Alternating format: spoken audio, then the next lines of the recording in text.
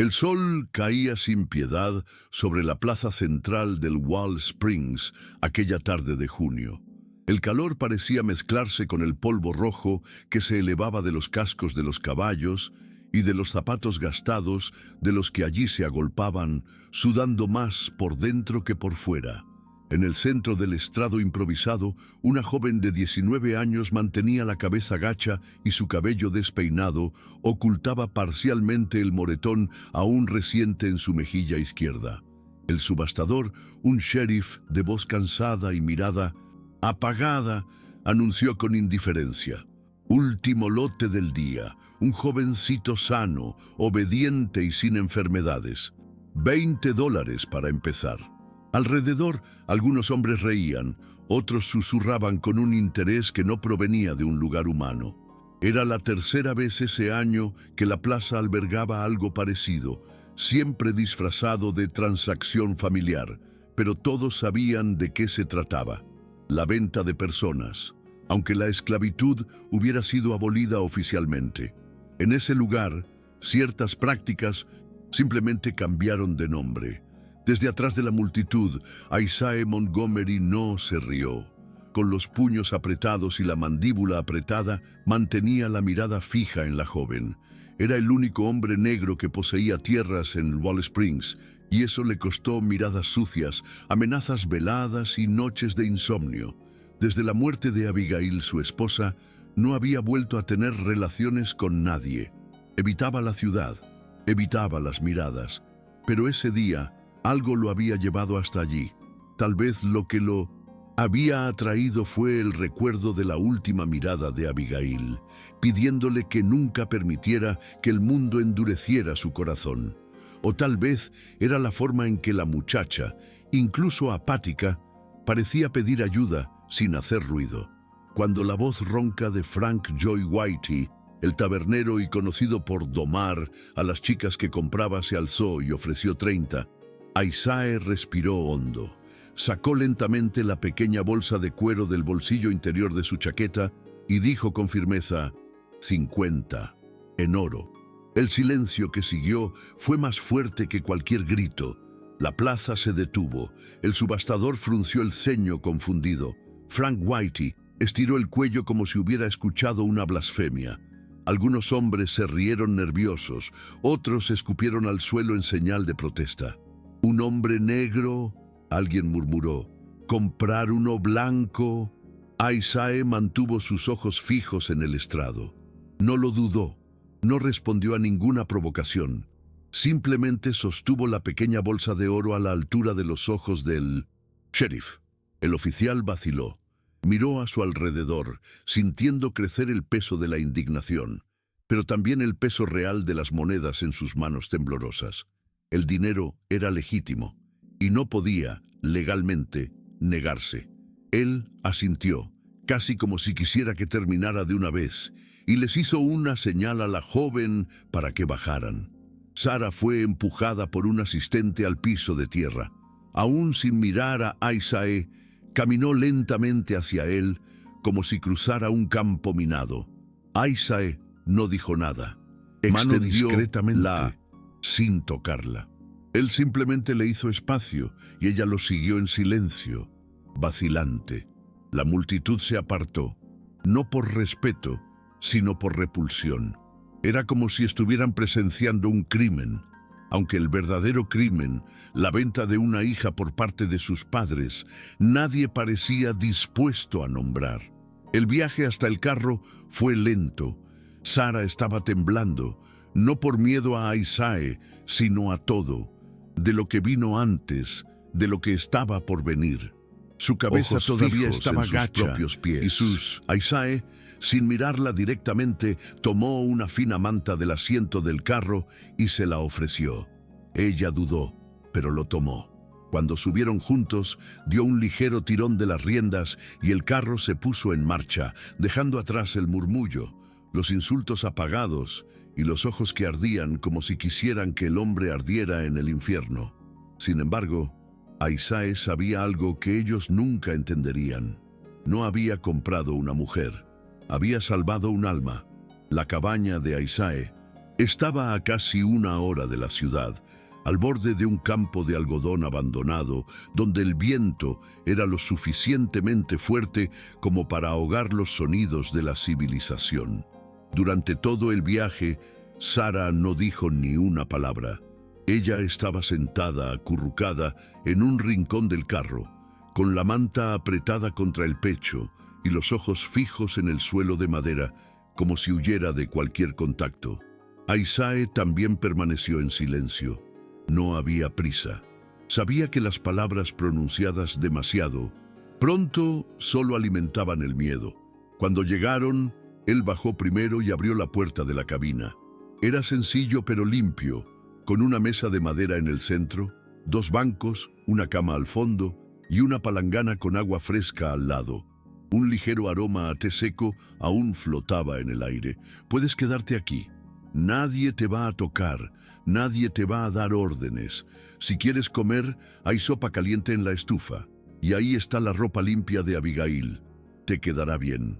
Lo dijo en voz baja, sin esperar respuesta, y se fue. La dejó sola con el espacio y la duda. Sara entró lentamente. Todavía esperaba un segundo golpe, un cambio repentino de tono, una exigencia de venganza. Cualquier cosa que encajara en el patrón de vida tal como lo conocía. Pero no había nada.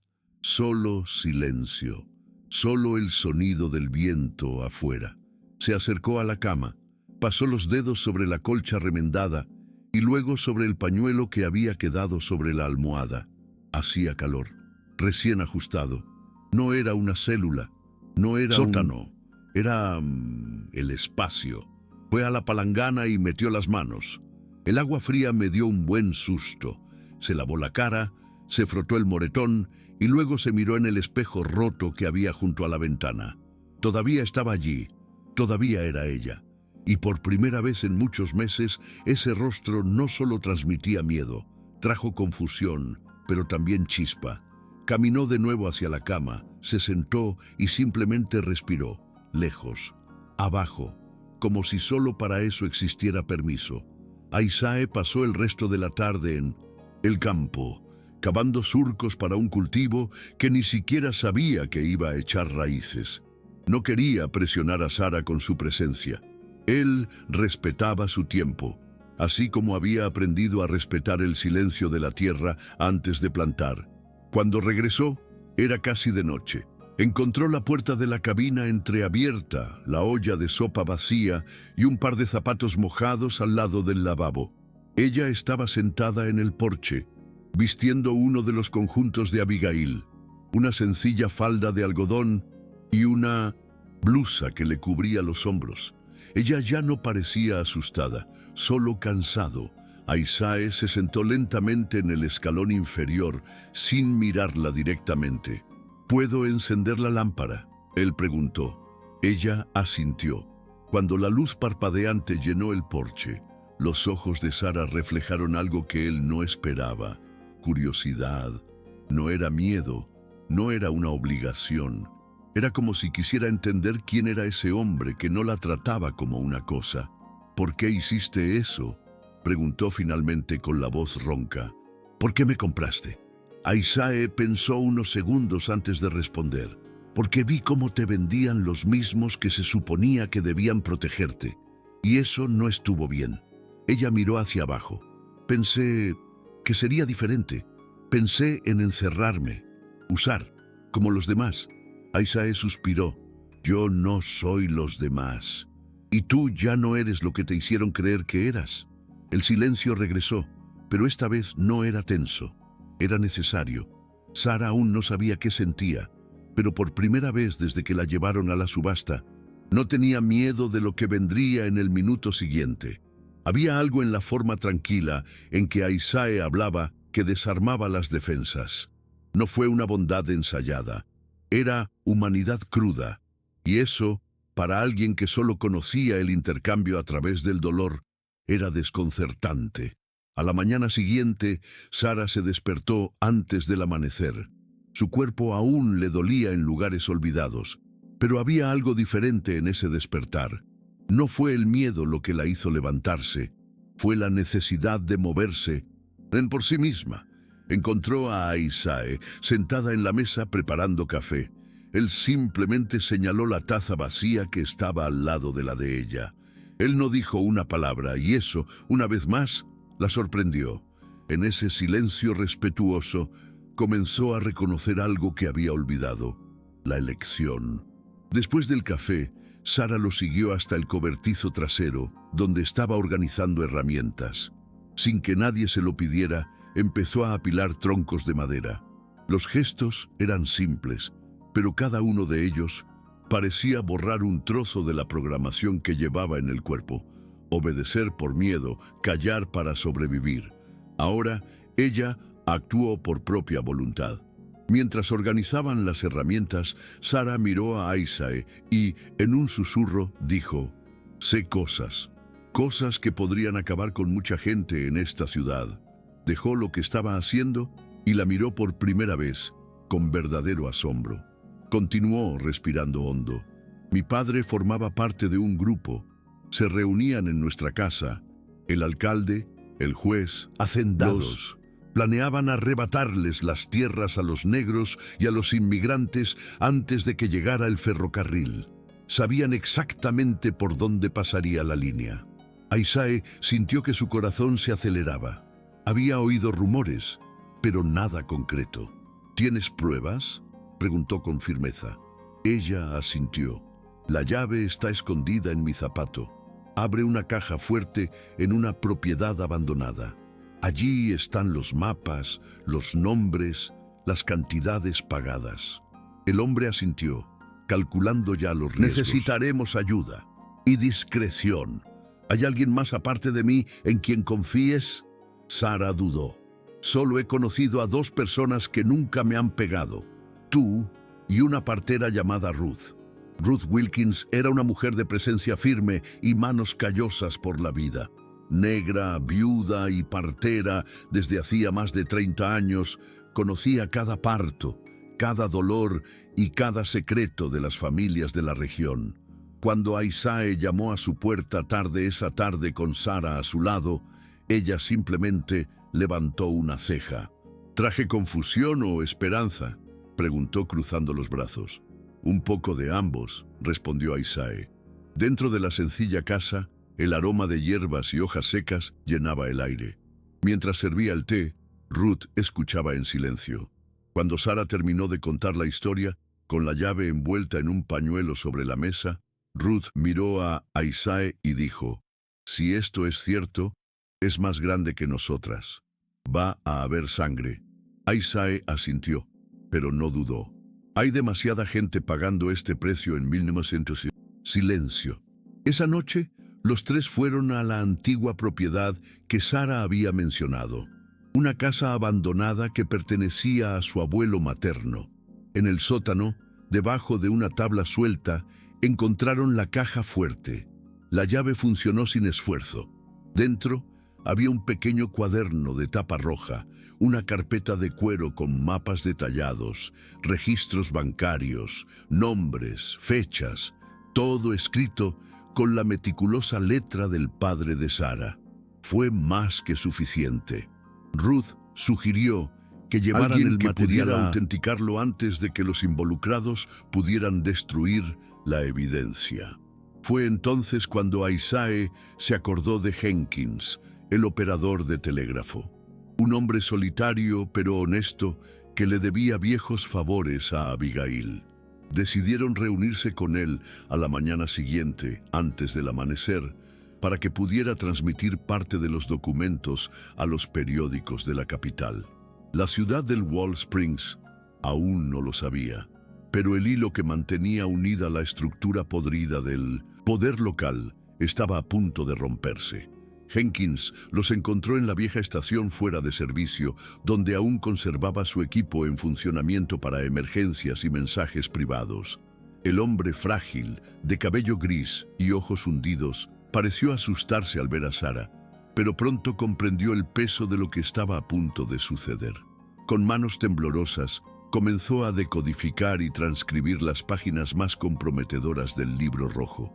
«Si me atrapan, me matarán», susurró, «más para sí, mismo que para los demás». Aisae colocó una de sus manos sobre su hombro. No estarán solos. Lo que hagan hoy aquí puede limpiar esta ciudad para nuestros hijos. Jenkins simplemente asintió y continuó trabajando. Cuando terminó, envió las transmisiones a 2 periódicos y a un abogado de Atlanta cuya reputación los protegía al menos de la amenaza de la exposición nacional. Al salir de la estación, Sara miró a Aisae y dijo, como si comprendiera por primera vez su papel en el mundo: «Ya no nos esconderemos más, ¿verdad?». Él sonrió levemente. «Ya es demasiado tarde para eso ahora». A la mañana siguiente empezaron a aparecer volantes en las puertas de las iglesias, en la valla del sheriff y en las ventanas del ayuntamiento. Documentos con nombres, fechas y montos. Las calles se llenaron de susurros. El alcalde Marsal intentó desmentirlo. Dijo que era una falsificación y que los enemigos estaban tratando de desestabilizar el orden. Pero la ciudad ya no era la misma. El reverendo Hale, conocido por su postura moderada, subió al púlpito ese domingo y, sosteniendo una copia de los documentos, declaró: «He estado con los autores de este material. He visto los originales. He leído cada línea. Es cierto, el pecado no está ahí afuera. Está sentado en las primeras filas». El impacto fue inmediato. Por primera vez, comenzaron a alzarse voces que hasta entonces habían permanecido en silencio. Las familias negras que perdieron sus tierras, los inmigrantes expulsados bajo amenazas, veladas, todos comenzaron a hablar. Y en el centro de todo estaba Sara, ahora ilesa, incólume, sin miedo, diciéndole al pueblo lo que nadie más se atrevía a decir: «Mi padre me vendió como ganado para proteger el secreto de hombres poderosos. Pero soy su hija y he venido a desenterrar la verdad». Lo que siguió fue un colapso público. El alcalde Marsal fue detenido tras intentar escapar. En su casa encontraron más pruebas: títulos de propiedad falsificados y actas secretas de reuniones. El juez Davis desapareció en mitad de la noche, dejando atrás únicamente una caja fuerte vacía y su propia túnica rota. Los grandes terratenientes que se habían beneficiado de la expropiación de tierras comenzaron a ser investigados por las autoridades estatales, presionadas por la repercusión que la historia estaba ganando fuera del Wall Springs. Sara fue citada a testificar. Entró en la sala del tribunal sin escolta y con la cabeza en alto, mientras su padre, esposado, evitaba mirarla. «Lo único que llevaba era miedo», declaró. «Ahora llevo el recuerdo de quienes lo perdieron todo sin poder hablar. Hoy soy su voz». Con cada frase, el silencio en la sala se hacía más denso, más reverente. Aisae observaba todo desde la última fila, con las manos entrelazadas, sin decir palabra, pero con el pecho rebosante de algo que nunca esperó volver a sentir: esperanza. Meses después, lo que era un campo árido se transformó. La línea ferroviaria, previamente planeada para atravesar propiedades de poderosos, tuvo su trazado cambiado por orden judicial. Los senderos ahora pasaban por la tierra de Aisae Montgomery, la misma tierra que él había cuidado solo desde su juventud, incluso cuando la gente decía que no valía nada. Y fue allí, junto a la vieja cabaña, donde construyeron una pequeña escuela comunitaria. Los niños venían de todas partes: negros, blancos, hijos de inmigrantes, hijos de antiguos trabajadores agrícolas. La habitación era sencilla pero animada, y frente a ella estaba Sara, ahora Sara Montgomery, enseñando no solo a leer y a escribir, sino a cuestionar, a pensar, a no aceptar el rol que impone el miedo. Ella nunca se llamó a sí misma maestra. Él simplemente dijo: «Solo quiero que crezcan sabiendo que tienen una opción». En el patio trasero, entre los árboles que por fin daban frutos, Aisae instaló bancos de madera donde a veces por la tarde contaba cuentos a los pequeños, historias de quienes ganaron sin tener que sufrir. La comunidad, antes dividida por el miedo y el silencio, comenzó a unirse en torno a la escuela. Ruth Wilkins organizó la atención médica y los partos de la región allí mismo, en una habitación trasera. Jenkins comenzó a enseñar a los mayores a leer los periódicos, mostrándoles que sabían más de lo que creían. La escuela se convirtió en el centro de algo más grande, un lugar donde nadie necesitaba pedir permiso para existir. El nombre de Isaiah ya no era susurrado como una amenaza o una burla. Se convirtió en un referente de resistencia. Muchos habían intentado borrar su historia durante años, pero ahora estaba impresa en panfletos, en árboles plantados, en las voces de los niños que lo llamaban Tío Ice. Sarah, a su vez, fue buscada por madres que pedían consejos, por jóvenes que querían aprender a escribir cartas, por niñas que escuchaban de ella que podían soñar, aunque hubieran nacido en el lado equivocado de todo. Y en cuanto al padre de Sarah, terminó sus días en un asilo de ancianos abandonado, aislado y negándose a recibir visitas. Él nunca respondió a las cartas que ella le escribió, no compareció al juicio final y nunca pidió perdón. Pero para ella ya no importaba. Sarah no buscó la reconciliación con el pasado. Lo que construyó con Isaiah fue el futuro. Una tarde, mientras limpiaban la vieja plataforma del porche, donde ahora descansaba un libro de cuentos que había escrito con los niños, Isaiah comentó: «¿Sabes? Si alguien me hubiera dicho ese día en la plaza lo que vino después, no lo habría creído». Ella sonrió y respondió: «Y si alguien me hubiera dicho que conocería la libertad dentro de una cabaña en medio del bosque, también me habría reído». Los dos se miraron y no necesitaron decir nada más. Estaban en paz, porque la libertad, como aprendió Sarah, no se trata de huir, ni tampoco de simplemente sobrevivir. Se trataba de estar en un lugar donde pudieras respirar y elegir qué plantar en tu propia tierra. Con el tiempo, periódicos de otras ciudades llegaron a registrar la transformación del Wall Springs. Para los periodistas, fue difícil comprender cómo un lugar conocido por la violencia y la segregación se había convertido en un referente de convivencia y justicia comunitaria. Pero los que vivían allí sabían que no había ningún milagro.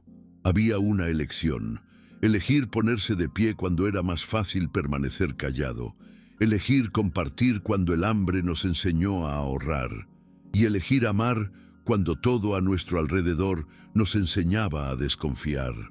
Isaiah no buscaba reconocimiento. Él seguía cuidando la tierra como siempre, saliendo temprano y regresando con los brazos marcados por el sol y el esfuerzo. Pero ahora, a su lado, se oían voces. Muchas voces. Niños corriendo, mujeres liderando, vecinos ayudando. La ciudad había cambiado, no por decreto, sino por valentía. En una ceremonia simbólica celebrada en la antigua plaza de subastas, se instaló una nueva placa. Donde antes se intercambiaba gente, ahora se honraban vidas restauradas. Aquí se rompió el... Sarah habló frente a una multitud, con Ruth y Jenkins a su lado, los niños a su alrededor y Isaiah observando, como siempre, desde atrás. Esta tierra ha visto mucho dolor, pero hoy florece con algo que no nos pueden arrebatar: la dignidad. Con cada paso que da un niño libre, la injusticia pierde terreno. Los aplausos resonaron no solo por el discurso, sino por el recuerdo de lo superado. El antiguo sheriff había sido reemplazado, el ayuntamiento había sido renovado e incluso el nuevo juez era un joven negro que había estudiado con el apoyo de la escuela comunitaria. Wall Springs, que había sobrevivido en las sombras durante tanto tiempo, comenzaba a ser conocido por la luz que emergía de las grietas. En los años que siguieron, Isaiah y Sarah permanecieron allí, no como una leyenda, sino como parte viva de la vida cotidiana. Él enseña a los pequeños a plantar, ella reescribe historias olvidadas. Nunca se presentaron como héroes ni buscaron gratitud. pero cualquiera que pasaba por allí sentía que algo era diferente. Quizás fue la forma en que todos se saludaban, mirándose a los ojos, o cómo los niños se sentaban juntos sin saber quién era diferente. La escuela creció, el huerto comunitario se convirtió en un referente en otros condados, y cuando preguntaban por el secreto de ese lugar, la respuesta siempre era la misma. Todo empezó el día que alguien tuvo el coraje de decir no. Para Sara, la verdadera libertad no era huir de aquella subasta, ni siquiera denunciar a los poderosos. Fue, sobre todo, darse cuenta de que su vida no tenía por qué estar definida por lo que le hacían. Junto a Isaí, construyó algo que nunca imaginó tener: pertenencia. Y en cada paso, en cada alumno graduado, en cada cosecha compartida, había una parte de lo que ambos se negaron a perder: la humanidad. Cuando una visitante le preguntó si había perdonado el pasado, Sara respondió sin dudar: no olvido lo que hicieron, pero hoy vivo de lo que construí. Quitaron, no de lo que me... Y así, en el olvidado sur de Estados Unidos, entre campos otrora marcados por la injusticia, surgió una historia que no pidió permiso, pero que transformó para siempre lo que parecía imposible.